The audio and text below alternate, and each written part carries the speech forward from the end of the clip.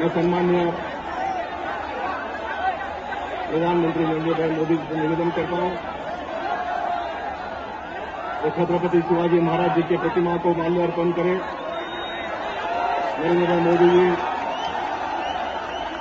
Doctor Baba Saheb Ambedkar ji की प्रतिमा को माल्यार्पण करेंगे। छत्रपति शिवाजी महाराज की, डॉक्टर बाबासाहेब आंबेडकरांचा, डॉक्टर बाबासाहेब आंबेडकरांचा जय जय जय जय जय भवानी, जय जय जय जय जय भवानी।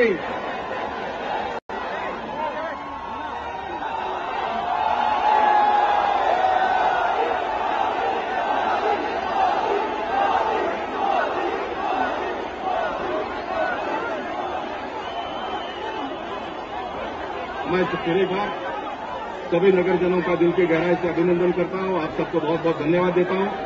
मैं एडवोकेट जयप्रकाश मिश्रा जी से निवेदन करता हूं कि आगे की सभा की कार्यवाही चालू हो सके। जयप्रकाश मिश्रा।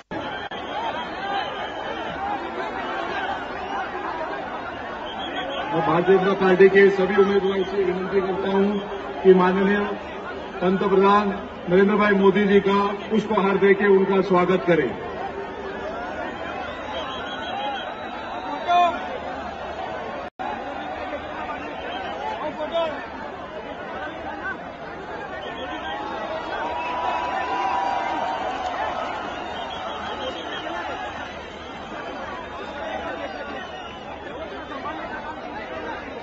मुझे जिला के अध्यक्ष जेपी मिश्रा और सांसद गोपाल भाई शेट्टी से विनती करता हूं कि माननीय प्रधानमंत्री जी को शिव छत्रपति शिवाजी की प्रतिमा व तलवार भेंट देकर उनका स्वागत करें। छत्रपति शिवाजी महाराज की जय जय जय जय जय भवानी, जय जय जय जय जय भवानी।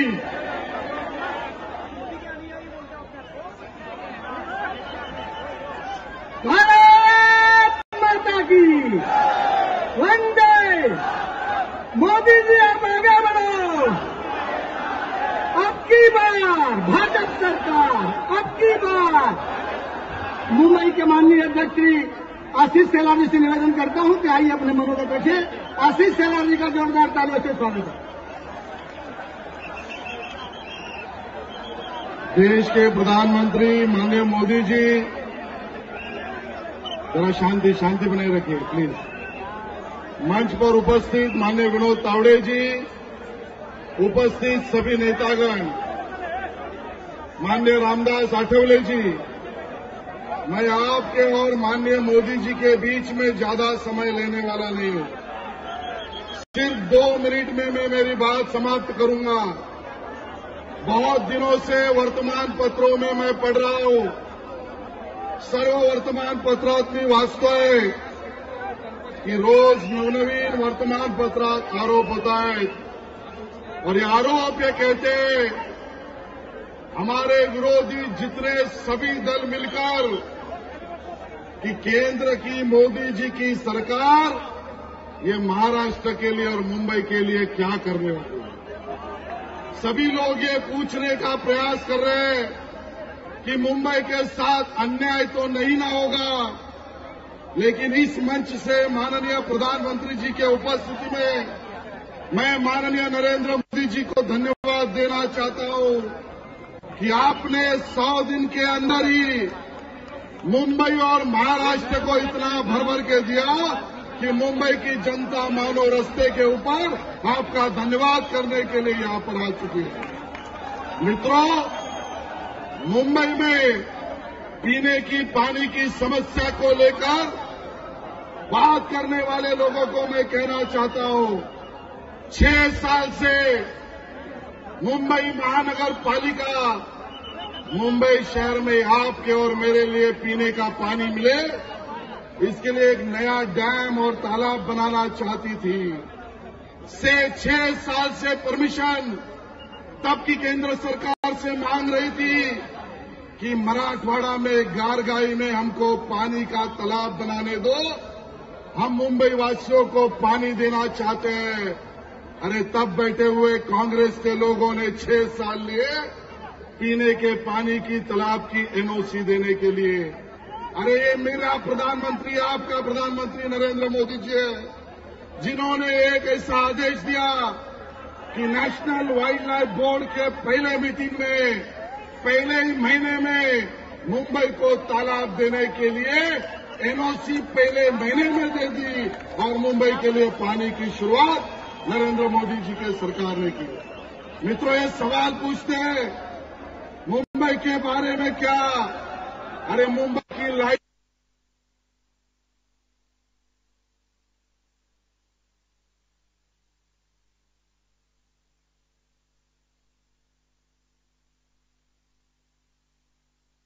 इस नाते मोदी जी के केंद्र सरकार ने दी और मुंबई की बीएसटी की बस आज भी चल रही है।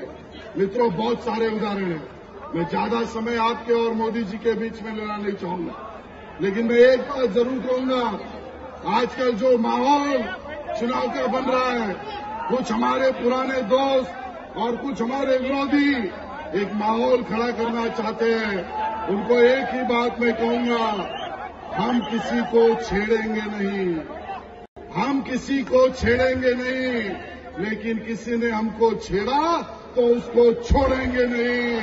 और ये बात को लेकर भारतीय जनता पार्टी महायुति के साथ इस चुनाव में लड़ पड़ी है। आप सबका बहुत बहुत धन्यवाद। भारतीय जनता पार्टी को समर्थन दे, मोदी जी के नेतृत्व में मुंबई की 36 के 36 सीटें भारतीय जनता पार्टी महायुति की जिता के दे। बहुत बहुत धन्यवाद। जय हिंद, जय महाराष्ट्र।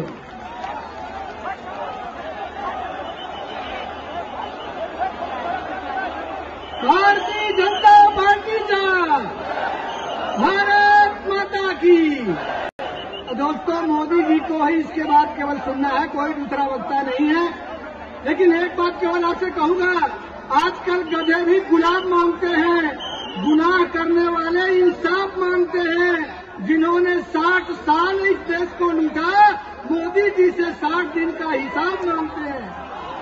मोदी जी से 60 दिन का हिसाब मांगते हैं।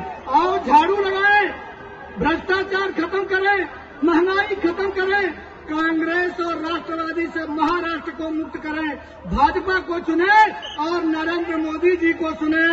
आइए मोदी जी, मैं आपको सादर आमंत्रित करता हूं आपके विचारों को सुनने के लिए।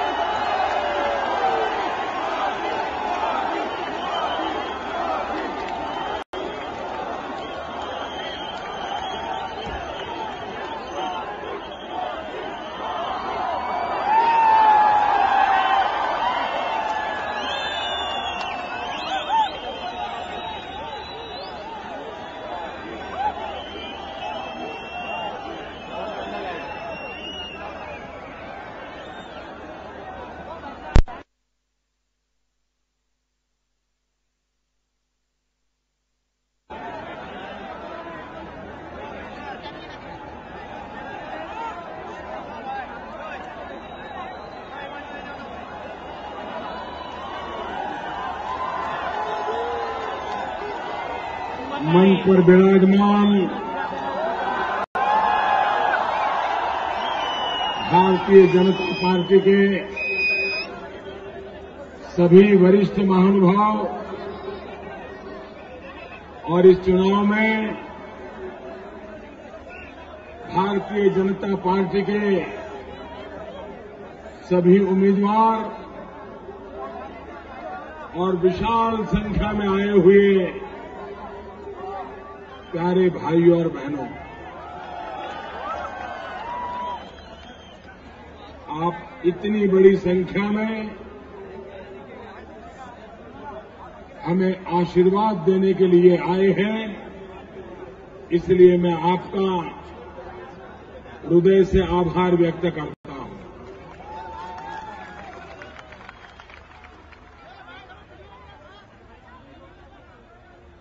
पंद्रह अक्टूबर को चुनाव है। एक प्रकार से 2014 के महाराष्ट्र विधानसभा के चुनाव प्रचार की ये आखिरी शाम है और साथ साथ ये चुनाव कांग्रेस एनसीपी का भी आखिरी इंजाम है।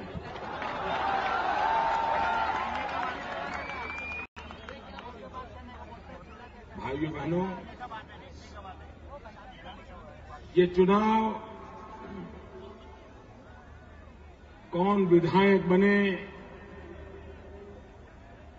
कौन विधायक न बने, कौन मंत्री बने, कौन मंत्री न बने, किसकी सरकार बने, किसकी न बने, कौन जीते, कौन हारे, ये चुनाव उस बात के लिए नहीं है। चुनाव में सरकारें तो बनती हैं, बिगड़ती हैं, चलता है,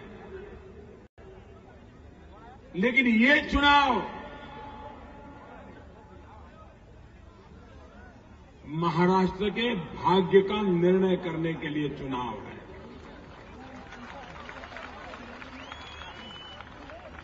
मुंबई का भविष्य तय करने का चुनाव है। मुंबई करों के सुख सुविधा को किस दिशा में ले जाएंगे, उसका चुनाव है भाई।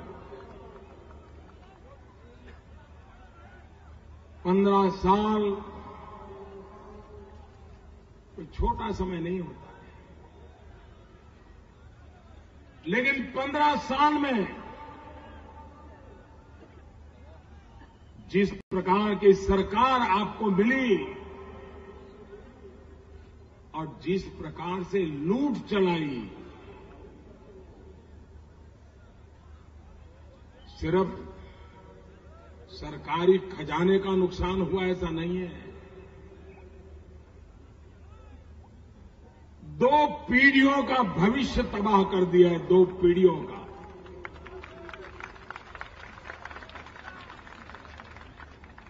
पंद्रह साल पहले जो नौजवान 22-25 साल का था, पूरी तैयारी के साथ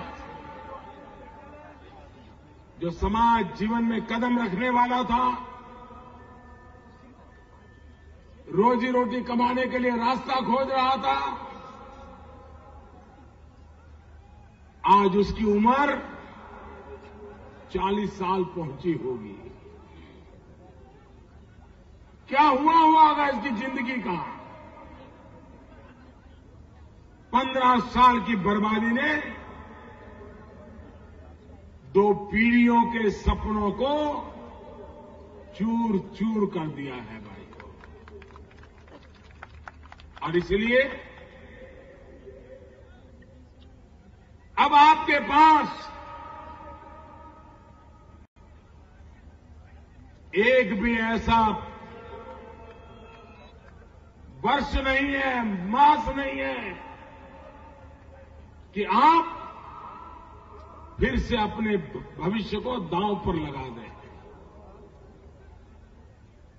और इसलिए भाइयों बहनों, ये चुनाव आपके भाग्य का निर्धार करने के लिए है। निर्णय आपके हाथ में है। महाराष्ट्र को क्या चाहिए, मुंबई को क्या चाहिए? एक अच्छी सरकार हो तो कैसे बदलाव शुरू होता है, वो आज आप दुनिया में देखते होंगे। यह हिंदुस्तान तो पहले भी था, सरकारें पहले भी थी, प्रधानमंत्री पहले भी थे। दुनिया के अंदर विदेश जाने के दौरे पहले भी चलते थे, पहले भी प्रधानमंत्री विदेश जाते थे, पहले भी सरकार दुनिया के समारंभ में शरीक होती थी। आज आपको फर्क महसूस हो रहा है कि नहीं हो रहा है? हो रहा है कि नहीं हो रहा है? आपका माथा गर्व के साथ ऊंचा हो रहा है कि नहीं हो रहा है? आप सीना तान करके खड़े हो सकते हैं कि नहीं हो सकते? आप आंख में आंख मिला करके दुनिया से बात कर सकते हैं कि नहीं कर सकते? मुझे बताइए, आपकी जेब में कुछ आया है क्या? नहीं, मोदी के आने के बाद आपकी जेब में कुछ आया है क्या? आपके बेटे को कोई नौकरी मिल गई है क्या? आपको भी मालूम है कि 5 महीने में वो नहीं हुआ है, उसके बाद भी आपको मालूम है देश सही दिशा में जा रहा है।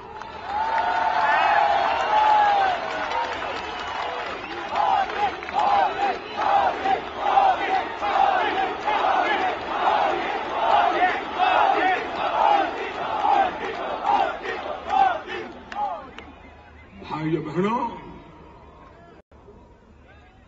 राष्ट्र की अपनी शक्ति होती है।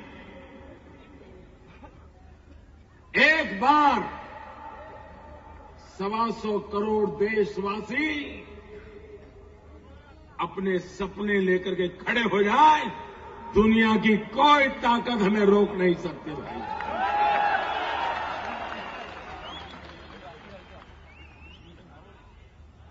मैं जब प्रधानमंत्री बना तो मुझे भी कोई अनुभव तो था नहीं, लेकिन आज 5 महीने के बाद दिल्ली को मैंने बराबर देख लिया। किसकी चाबी कहां है उसका पता चल गया।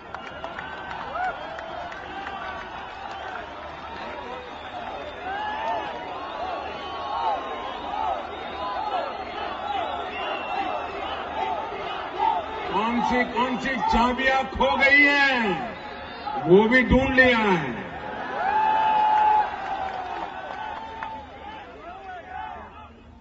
और भाइयों बहनों,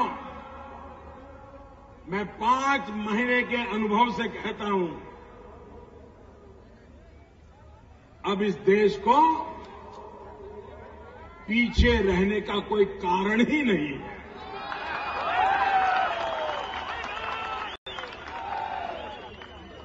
अब इस देश को आगे बढ़ना ही बढ़ना है। भाई, विश्व रंगमंच पर हिंदुस्तान अपनी जगह बना लेगा, देखते ही देखते बना लेगा। देखिए दोस्तों,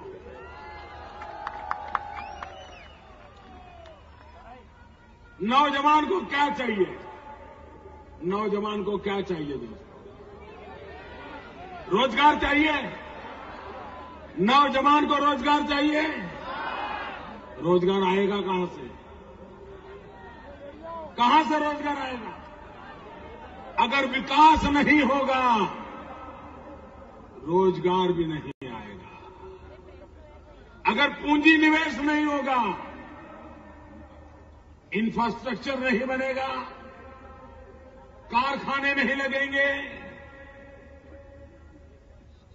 विदेशी पूंजी नहीं आएगी, तो भाइयों बहनों, रोजगार की भी संभावना खड़ी होने वाली नहीं है। और इसलिए मेरी कोशिश है, दुनिया में से जहां से पूंजी निवेश हो, भारत की धरती पर लाना है।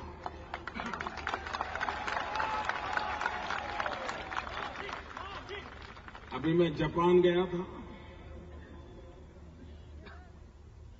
हमारे देश में कभी डॉलर की बात होती थी तो मिलियन में बात होती थी, कभी कभार एक आध बार बिलियन की बात होती थी।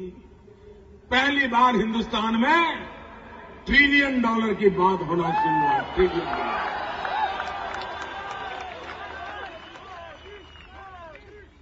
चीन के राष्ट्रपति आए थे, वो भी कह रहे थे हम भारत में पूंजी निवेश करना चाहते हैं। मैं अमेरिका गया, उद्योगकारों की मीटिंग थी, उन्होंने घोषणा की 42 बिलियन डॉलर हम लगा देंगे। भाइयों बहनों, आज 100 बिलियन डॉलर वीजा की एप्लीकेशन लेकर के खड़े हैं।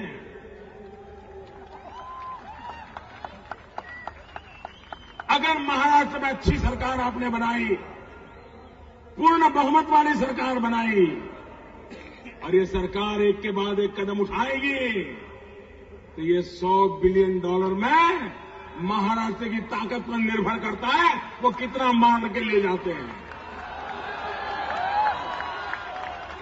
मैंने सभी राज्यों को कहा है, आइए हिम्मत के साथ आइए, उठा के ले जाइए,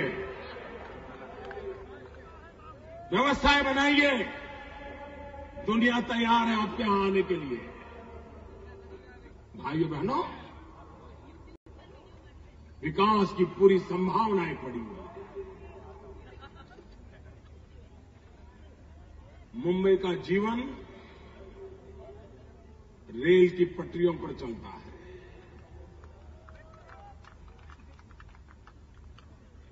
अगर रेल की पटरी थम जाए तो मुंबई थम जाता है और अगर मुंबई थम गया तो हिंदुस्तान चल नहीं सकता है।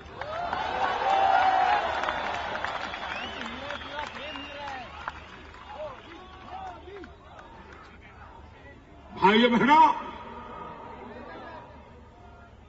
आप मुझे बताइए, जिस युग में हम जी रहे हैं उस युग के अनुकूल हमने हमारी रेलवे व्यवस्था को आधुनिक किया है,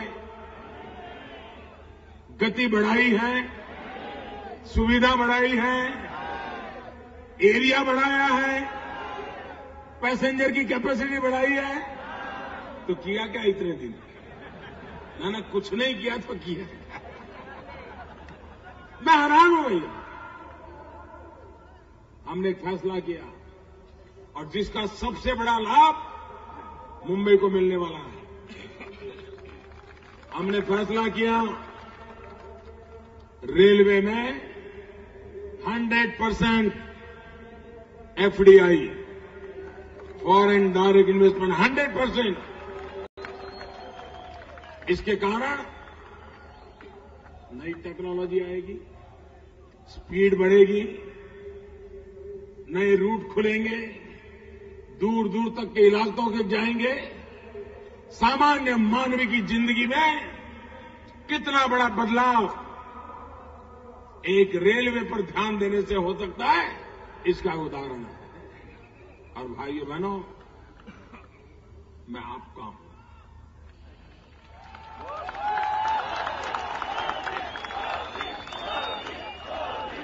मुंबई का मुझ पर पूरा अधिकार है।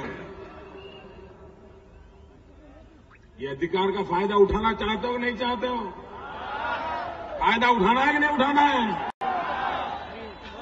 तो फिर हमें मौका दो।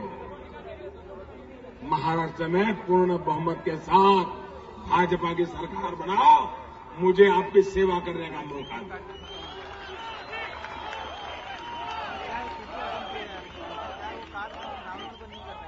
कितनी सरकारें आई, हर किसी ने यहां की झोपड़पट्टी रिहेबिलिटेशन के लिए योजनाएं बनाई कि नहीं बनाई? बातें हुई या नहीं हुई? मकान देने का वादा किया था कि नहीं किया गया था? मिला क्या? आपकी जिंदगी में बदलाव आया क्या? आपके दादा जिस खोली में रहते थे, आज पोते भी उसी खोली में रह रहे हैं। ये जिंदगी है क्या? और इसलिए भाइयों बहनों, मेरा एक और सपना है जिसका भी सबसे ज्यादा फायदा प्रमुख रूप से मुंबई को होने वाला है। हमारा सपना है जब भारत की आजादी के 75 साल हो, 2022 में होने वाले हैं, 8 साल के बाद 2022 जब भारत की आजादी के 75 साल हो, तब हिंदुस्तान में कोई परिवार ऐसा न हो जिसका अपना घर न हो।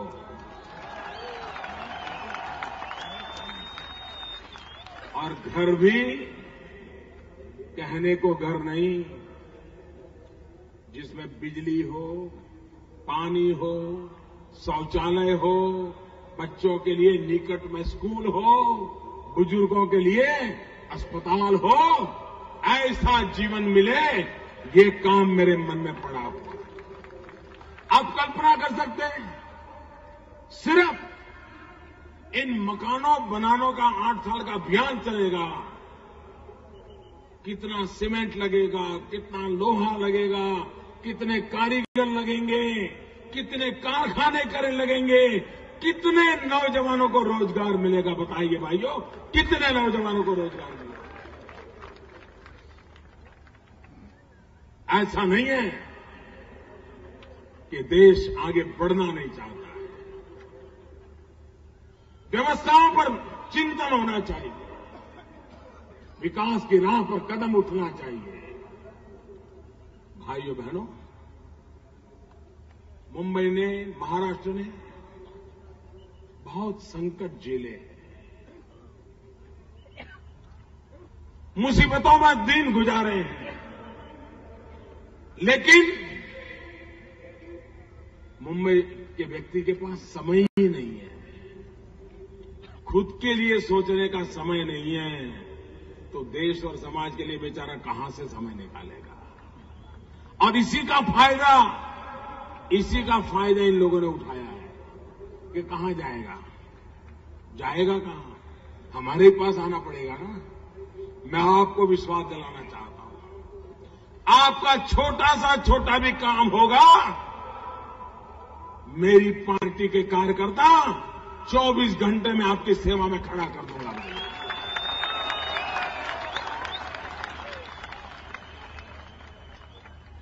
भाइयों बहनों, एक तरफ भ्रष्टाचार,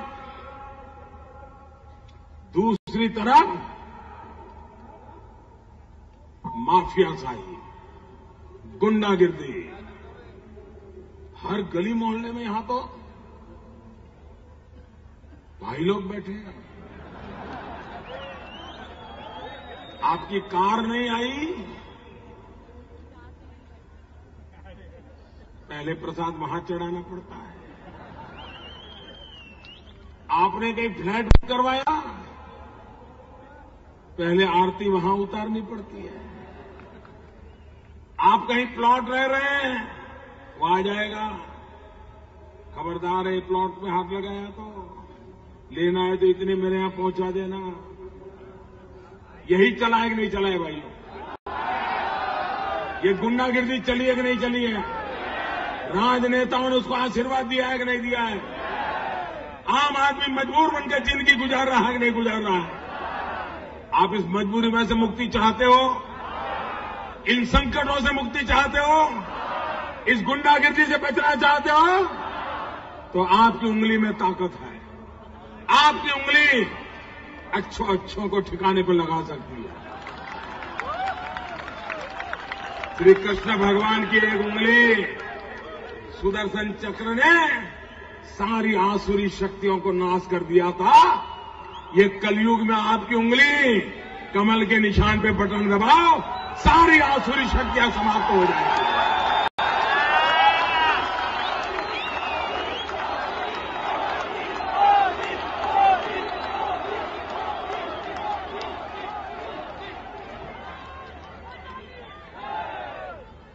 आपका भाग्य आपकी उंगली में बंधा हुआ है। निर्णय आपने करना है मेरे भाइयों बहनों। ये 15 अक्टूबर का मतदान 15 साल की त्रासदी से मुक्ति का उत्सव है भाइयों, मुक्ति का उत्सव है। ये 15 अक्टूबर का दिवस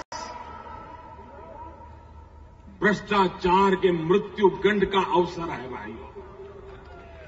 ये 15 अक्टूबर का लोकतंत्र का पर्व 15 साल के जुल्मों का अंत लाने का एक मौका है भाइयों। और इसलिए मैं आज आपसे पास आया हूं, आपसे आग्रह करने आया हूं कि महाराष्ट्र में पूर्ण बहुमत वाली मजबूत सरकार बनाइए। और पूर्ण बहुमत वाली मजबूत सरकार का अर्थ क्या होता है, ये मैंने अनुभव किया है।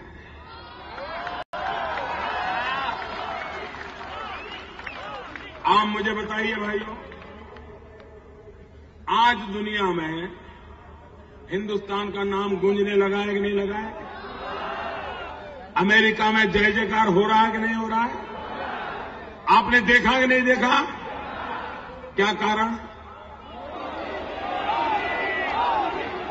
क्या कारण?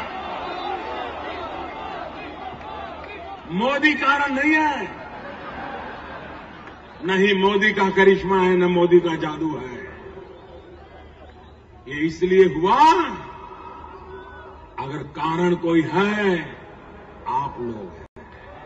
आप लोग। हिंदुस्तान के 125 करोड़ नागरिक हैं, जिन्होंने 5 महीने पहले पूर्ण बहुमत वाली सरकार बनाई। 30 साल के बाद देश को पूर्ण बहुमत वाली सरकार बनी। और जब मोदी दुनिया के किसी देश में जाता है, दुनिया के बड़े से बड़े दिग्गज को जब मिलता है, तो मोदी नहीं मिलता है। उसे पता है कि जब वो हाथ ले फैलाता है, उसे मालूम है ये आदमी है जिसके पीछे 125 करोड़ हिंदुस्तानी खड़े हैं। ये पूर्ण बहुमत की ताकत होती है। महाराष्ट्र में भी गठबंधन की सरकारें बहुत देख ली। एक बार पूर्ण बहुमत वाली सरकार देख लो।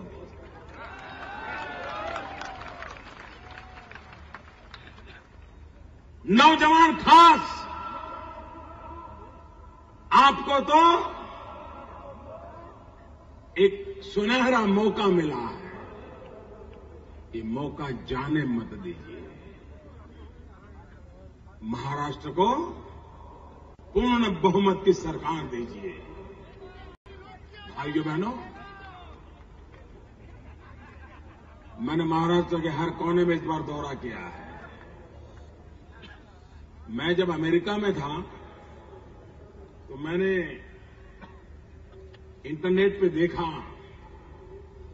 कि महाराष्ट्र में, कारण मेरा दौरा तय हुआ था, अमेरिका से वापस आने के दूसरे ही दिन मैं यहां आने वाला था, तो मैंने इंटरनेट पे पढ़ा कि एनसीपी के नेता और कांग्रेस के नेता चिल्ला रहे थे, मोदी क्यों आ रहा है?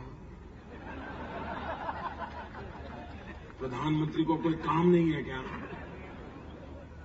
वो दिल्ली रहेगा कि महाराष्ट्र में रहेगा? मैं हैरान था।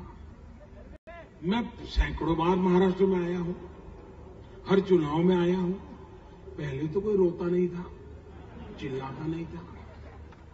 मैं हैरान था, ये क्यों रो रहे, क्यों चिल्ला रहे? मोदी के आने से तूफान क्या हो गया भाई?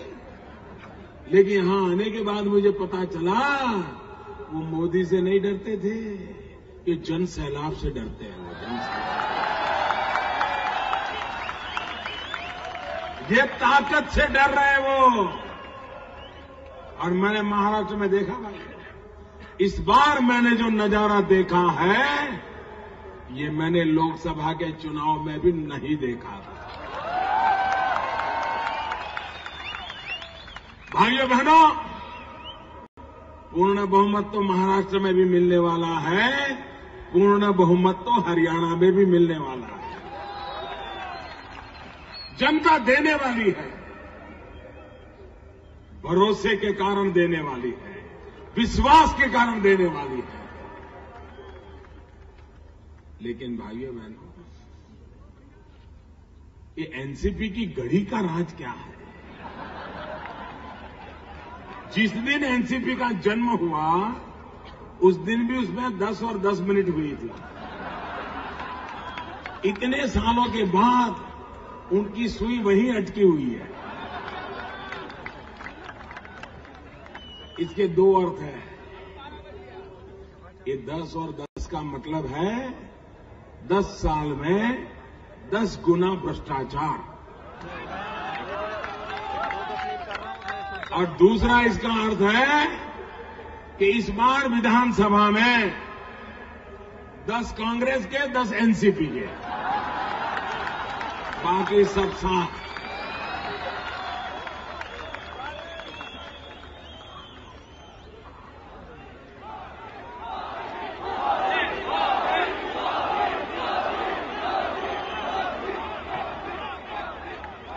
भाइयों बहनों, अगर इस चुनाव में गलती से भी ये लूट करने वालों का कोई साथी अंदर पहुंच गया तो क्या करेगा मुझे बताइए? लूट करने वालों का साथी अंदर पहुंच गया तो उसका विश्वास बढ़ जाएगा। उसको लगेगा इतनी लूट करने के बाद भी जनता ने माफ कर दिया, मतलब और अधिक लूट करने का लाइसेंस मिल गया। क्या आप ऐसे पापियों के लिए विधानसभा में जगह चाहते हो? अगर सजा देने का मौका छूट गया तो ये पाप और ज्यादा फैलेगा। आज तो वो विधानसभा में पाप पहुंचा है, कल वो गांव की गली तक पहुंच जाएगा, पंचायत तक पहुंच जाएगा, नगर पालिका तक पहुंच जाएगा और तब कुछ नहीं बचेगा भाइयों, कुछ नहीं बचेगा। इसलिए आवश्यक है ये चुनाव राजनीति के शुद्धिकरण का यज्ञ बनना चाहिए। राजनीति के शुद्धिकरण का यज्ञ बनना चाहिए और ऐसे पापियों को चुन चुन करके घर भेज दो, तब जाकर के पाप करने की कोई हिम्मत नहीं करेगा, वरना ये बीमारी चारों तरफ फैलना शुरू हो जाएगा। इसलिए भी चुनाव में पापियों को सजा करना आवश्यक है। भाइयों बहनों, मुझे याद है लोकसभा में तो आपने भारी मतदान किया था, सारे पुराने रिकॉर्ड तोड़ दिए थे मुंबई ने। लेकिन इसके पहले एक चुनाव हुआ था, उस समय बहुत कम मतदान हुआ और अब पूरे देश ने मुंबई की आलोचना की थी। भाइयों बहनों, अब वक्त बदल चुका है। मुंबई पूरे देश को दिशा दे, हिस्टोरिकली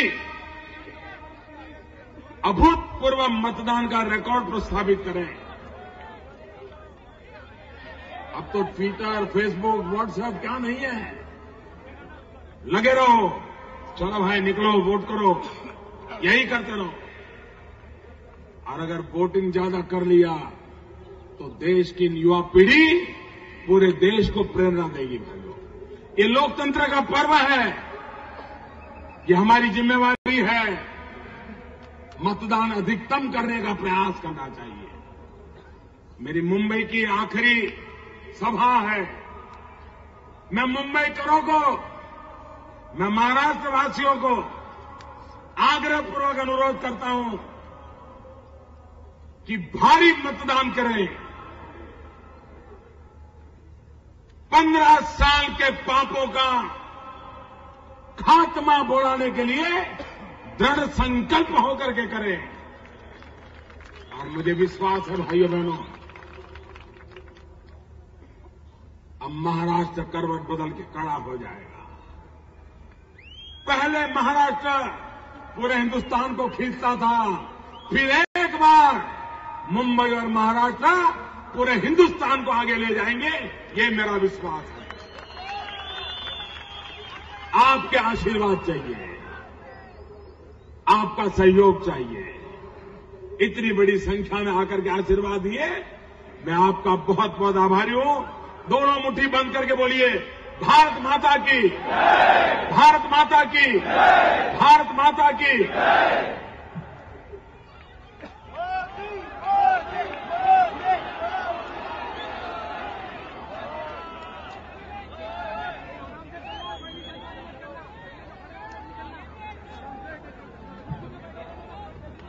मालाड विधानसभा के उम्मीदवार डॉक्टर राम बारोट आभार प्रदर्शन करेंगे।